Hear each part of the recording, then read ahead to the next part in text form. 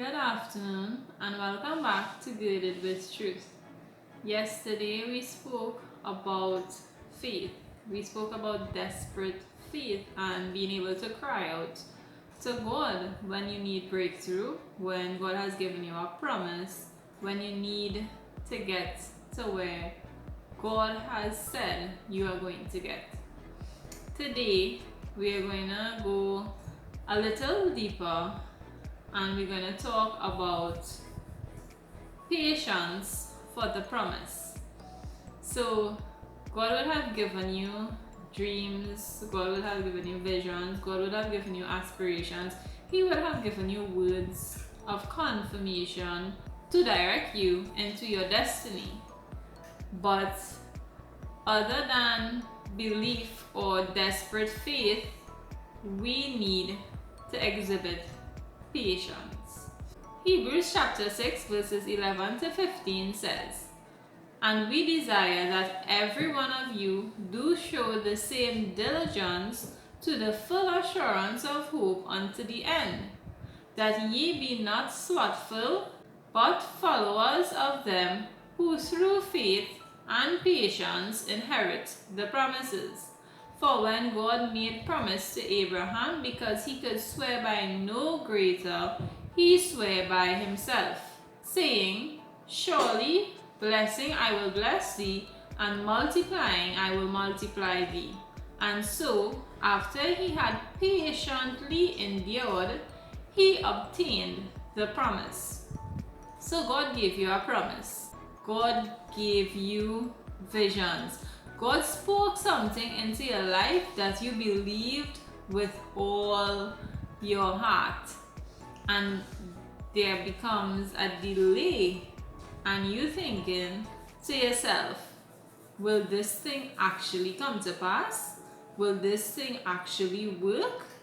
Did I really hear right? I wonder if God really told me that in the first place, or if that was my mind playing tricks on me. We start to doubt, we start to ask ourselves all the questions. But here it says that you are required to show diligence to the full assurance of hope unto the end. So what it means is that you have to be entirely confident. It also means to be fully known or persuaded. So you have to be fully persuaded in this promise that God has given to you. Faith is the thing that keeps you going to the promise, but patience is what will keep you focused on the promise. So this combination of faith and patience works together. And assurance also means to make full proof of it. So basically, you have to move towards this promise as if you have everything needed for the promise, even when you don't. You have to be like Christ. You have to, call for those things that are not as though they were. God stood in the beginning when he created the heavens and the earth was without form and void. He stood and he spake forth everything that he wanted to see. And he didn't just speak forth the things, he spoke forth the structures, the organization, the boundaries, everything. So even in the faith and even in the patience, God requires us to be prepared. So today God is asking us, how prepared are we for our promise? It's in the period of patience we gain preparation. But there's not just you waiting and you being patient. There is a process of actively preparing for what's next. And God is saying patience is required. And God swore to himself because he had no other person to swear by when he gave Abraham a promise.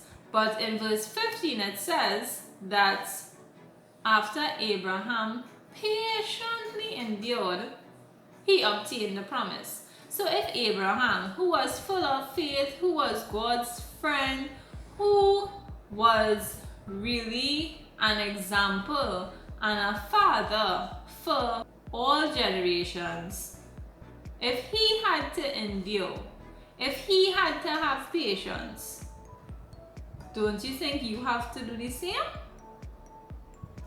God is not in the business of just handing everything to you.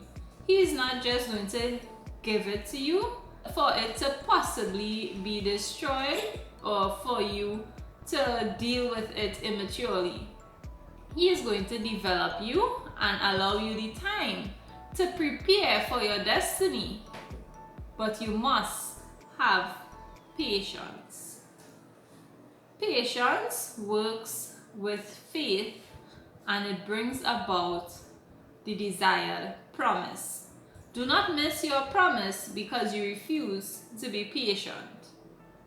God is requiring us to have patience in the process.